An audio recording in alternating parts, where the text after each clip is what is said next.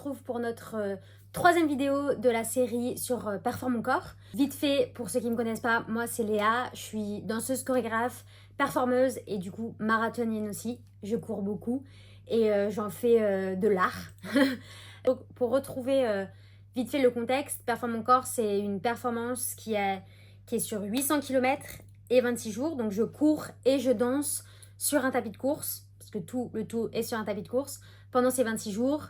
Et le but, c'est vraiment de relier l'art et le sport, et c'est le sujet de la vidéo. Qu'est-ce qu'il y a comme similitude entre les deux? Comment on peut réussir à transformer le sport en art, l'art en sport? Et surtout, pourquoi, pour moi, cette performance n'est pas qu'une simple performance? La première question, c'est pourquoi pour moi, c'est pas du sport? Alors, oui, il y a une dépense énergétique énorme.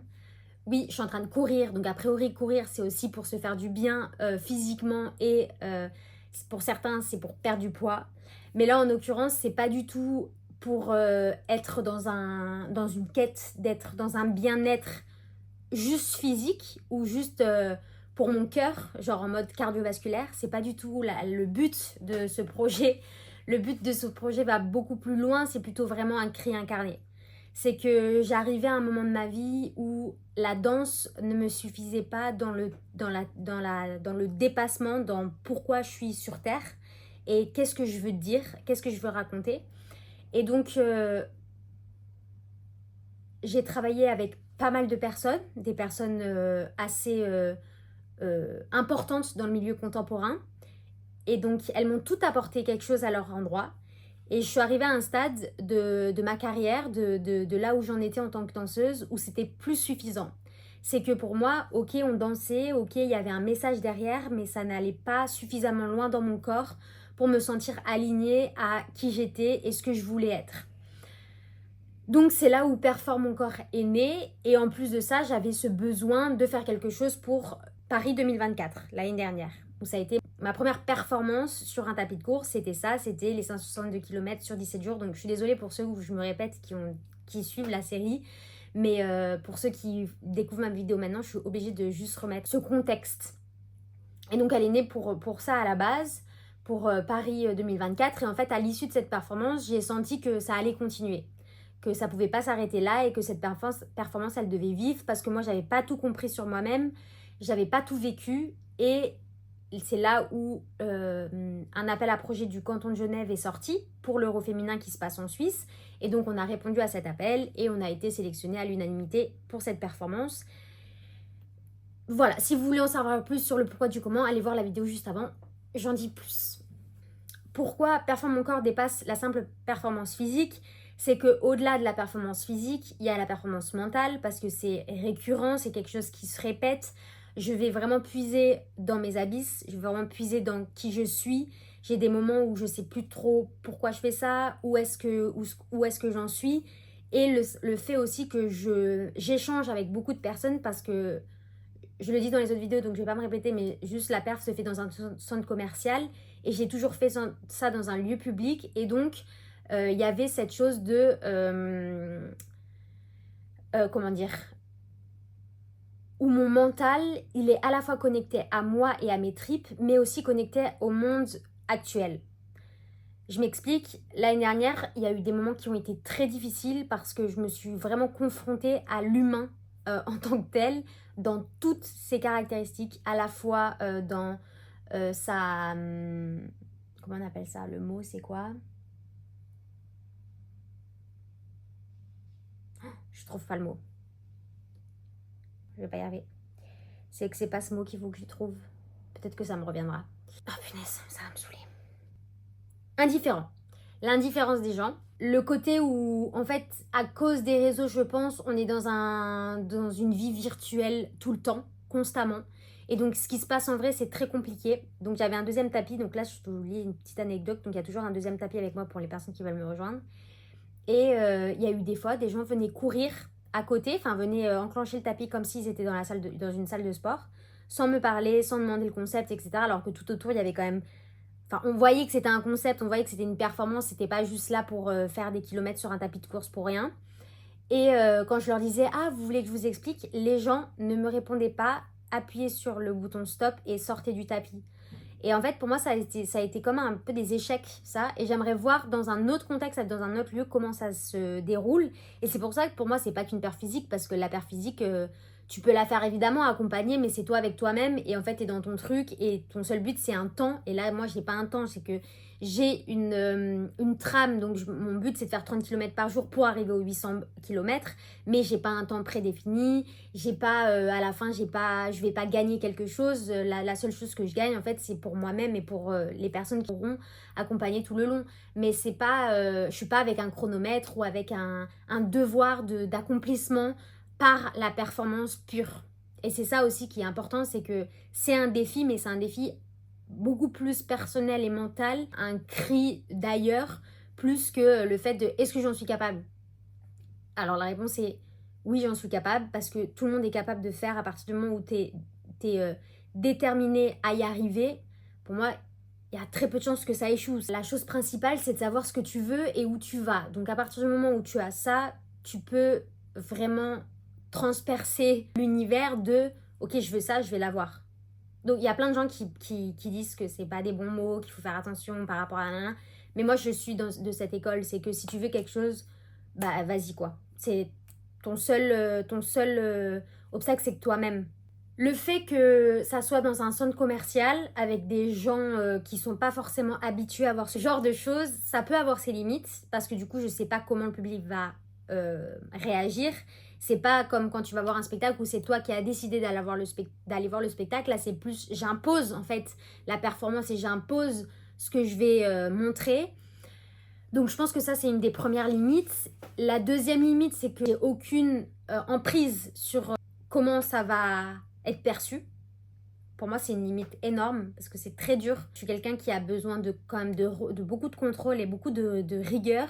Et le fait de ne pas savoir, ça me demande un lâcher-prise énorme. Et c'est aussi ça qui me fait vibrer dans cette performance et que je la vois au-delà du simple défi sportif. Je crois que dans une certaine manière, grâce à cette performance, j'ai l'impression de reprendre possession de mon corps et de réussir à aller plus loin dans ce qu'il est capable de faire. C'est que je pense que trop souvent, on se dit qu'on n'est pas capable de telle ou telle chose, mais ça, c'est notre ego qui nous fait croire que. Et je trouve intéressant de voir quand tu as lâché un peu ça et que tu te reconnectes à toi, il y a des choses qui te viennent, de la créativité et des idées qui te viennent. Et pour moi, c'est important de les suivre. Et comme Performe mon corps, ça a été vraiment comme une idée du ciel. J'en parle dans la première vidéo si vous voulez aller voir par rapport à ça. Bah, c'était évident qu'il fallait que je suive cet instinct, cette intuition qui me disait Léa, il faut que tu ailles, que tu vois ce qui se passe et de continuer à la faire vivre. Cette performance, elle va pas s'arrêter à l'euro, elle va continuer derrière, je sais pas comment. Mais jusqu'à présent, tout était assez lié et je pense qu'à partir du moment où on fait confiance, il n'y a pas de raison que ça ne fonctionne pas de nouveau. Il y a de la place pour tout le monde, on est assez sur Terre, il y a assez de choses à créer, assez de choses à mettre en place pour sortir de son épingle du jeu. Et je pense que la chose la plus importante, c'est d'être soi et de ne pas se mentir. Et essayer d'être dans la même vibration, à la fois dans notre énergie, à la fois dans l'énergie qu'on dégage et à la fois dans l'énergie qu'on a à l'intérieur de nous. Et à partir du moment où on est aligné avec ça, tout s'ouvre. Et je pense que, pareil, à propos de ça, j'ai eu pas mal de difficultés à me dire qu'il fallait rentrer dans une case. Parce que j'aime pas du tout le fait que on met des gens dans des cases et c'est difficile de s'en détacher parce qu'on est élevé comme ça, on est éduqué comme ça. Alors qu'au final, chacun a sa propre case. Chacun peut construire sa case comme il le souhaite. Et en aucun cas, il faut se dire « Ah oui, moi, je suis dans cette chose-là ». C'est pour ça qu'au début de la vidéo, quand je me présente et que je dis « Je suis danseuse, chorégraphe, performeuse et marathonienne », c'est qu'en fait, je suis un peu de tout. Mais c'est ce tout-là qui fait que je suis unique. Donc, je pense que c'est important d'en avoir. Il faut avoir quand même un cadre pour justement avoir un sentiment d'appartenance et surtout qu'on puisse t'identifier. Mais après, une fois que toi, tu t'es lancé dans tes choses, il faut surtout suivre l'intuition et surtout suivre l'instinct qui te permet d'aller là où tu dois être. Ensuite, cette perf, pour moi, c'est un lien donc, entre l'art et le sport parce que je danse sur le tapis et je lis aussi un texte que j'ai écrit sur le dépassement, sur la course, qu'est-ce que ça me procure. Et j'avais vraiment ce besoin de lier ces deux choses-là parce que c'est mes deux grandes passions. C'est qu'à la fois, je me verrais pas ne pas danser. Enfin, j'aspire à vouloir devenir danseuse depuis que j'ai 12-13 ans. Donc c'est une évidence que ça continue dans cette lancée. Et la danse, c'est vraiment lié à l'art. C'est comment le corps s'exprime à travers autre chose que les mots et comment, avec cette beauté-là, on perçoit des émotions. Donc clairement, c'est de l'art. Et en même temps, j'ai un lien avec le sport. Mon grand-père était footballeur professionnel. Mon autre grand-père a fait de l'haltérophilie à haut niveau. Mon père, pareil. Mon frère a fait sport études natation. Donc j'ai vraiment... Ma mère a été classée en tennis. Enfin bref, j'ai vraiment eu une éducation de sportif et une mentalité de sportif. Genre, l'importance c'est de participer, ça n'existe pas chez moi. C'est plus quelque chose de vraiment, il faut être dans la performance et dans le dépassement. Donc c'est aussi, performe mon corps, c'est aussi dû à toute cette richesse que moi j'ai appris étant petite.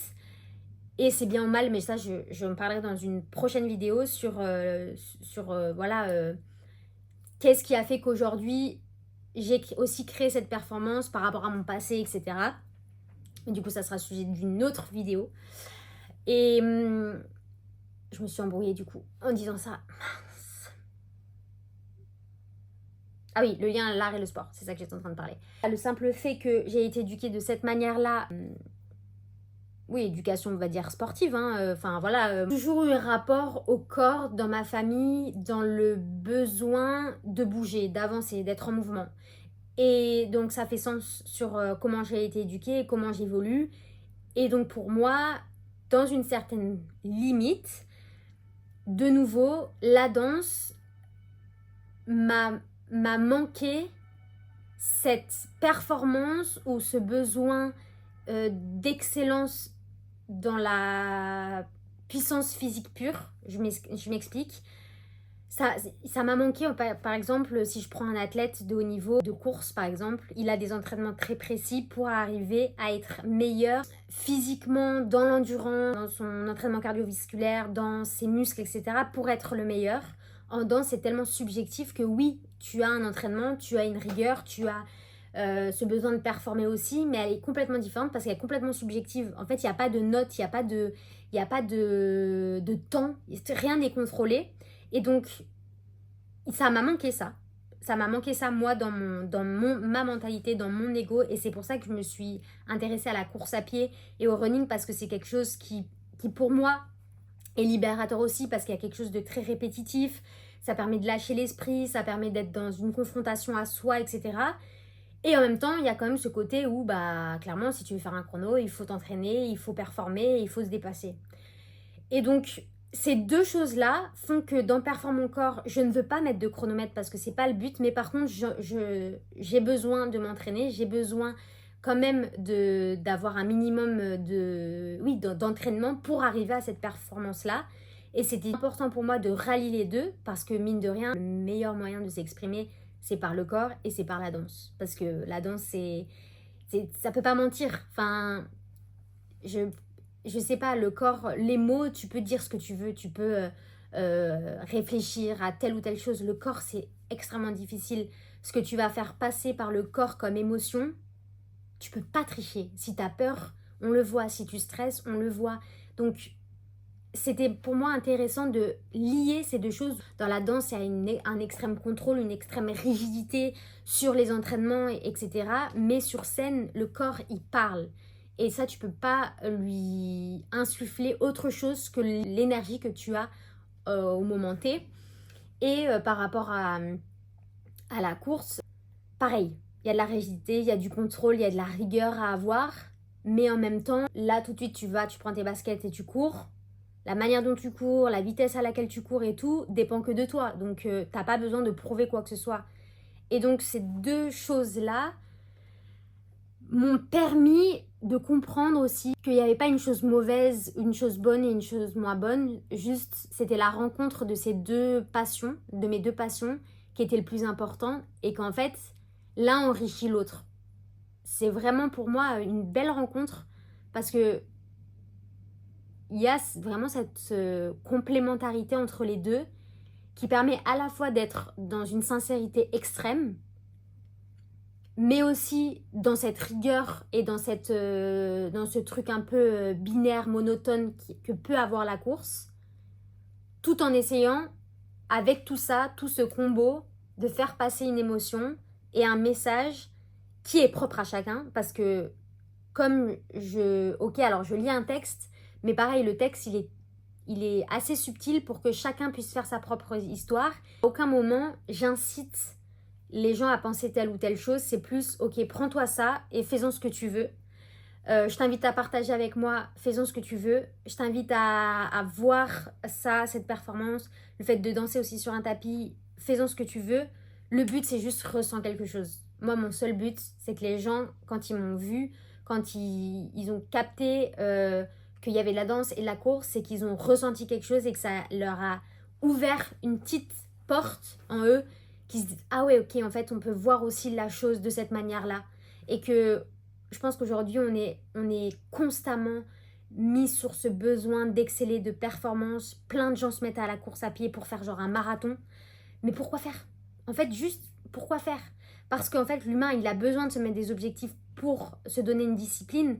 Mais la plus grande des disciplines, c'est juste avec soi-même. Ça veut dire que, pour moi, c'est encore plus fort si tu arrives à courir, j'en sais rien, ou te donner n'importe quel sport, peu importe, 3 fois par semaine, sans besoin de performance, mais de continuer dans le temps et que ça soit toute ta vie, en fait, que tu as cette discipline de 3 fois par semaine, je me prends le temps de prendre soin de mon corps en faisant telle ou telle chose en mouvement, mais pas nécessairement pour arriver à un but précis de je vais être marathonien. Bah oui, et je peux comprendre parce que moi-même, après la perf de cet été, j'ai couru un marathon pour voir si j'en étais capable. Mais à la base, ma rigueur, elle vient depuis toujours, en fait. Depuis toujours, j'ai couru, depuis toujours, j'ai ce truc de bien manger, de pas boire, de pas fumer. Donc après, chacun fait comme il veut. Mais la plus grande discipline et la plus grande rigueur et la plus grosse performance, finalement, c'est ce que tu t'insuffles à toi-même. Et comment tu arrives à doser au maximum pour te retrouver en tant qu'être. C'est toujours le même leitmotiv, c'est qui je suis, je performe et toi. Ça, c'est mon leitmotiv. Mais c'est pas, de nouveau, je performe avec des chronomètres, c'est je performe avec moi. Qu'est-ce que je veux moi, en fait?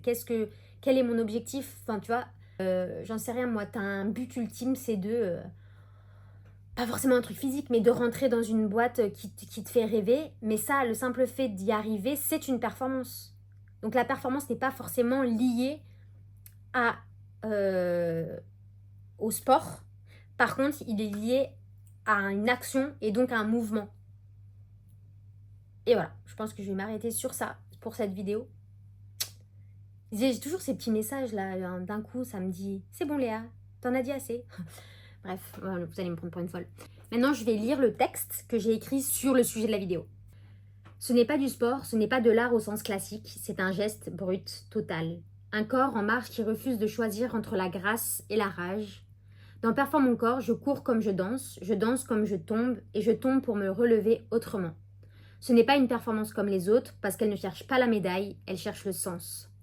Le sport dit « va plus vite, plus loin », l'art dit « écoute ce que tu traverses », moi je dis « ressens, résiste et rayonne ». Je transforme mon tapis en scène, la sueur en parole, l'effort en poétique.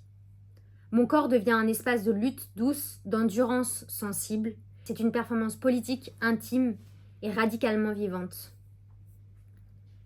Donc voilà pour mon petit texte. Dans la prochaine vidéo, je vais parler de ce que le corps garde. Est-ce qu'il garde tout? Et est-ce que les muscles sont intelligents dans le sens comment en fait notre passé se manifeste à travers nos muscles. Voilà, donc ça c'est la prochaine vidéo. N'hésite pas à mettre un commentaire si tu as des questions spécifiques pour que je puisse en parler dans la prochaine. Même s'il y a un thème particulier, je peux toujours glisser des petites informations. Et bah like, partage, comme tu veux. Et ça me fait extrêmement plaisir si tu suis en fait mes aventures. Pour moi, ça donne aussi un sens à tout ce que je fais. Donc voilà, il y a aussi mon compte Insta, c'est Léa Deschintres, tout simplement. Je mettrai dans la barre de description. Et à très vite. Bisous.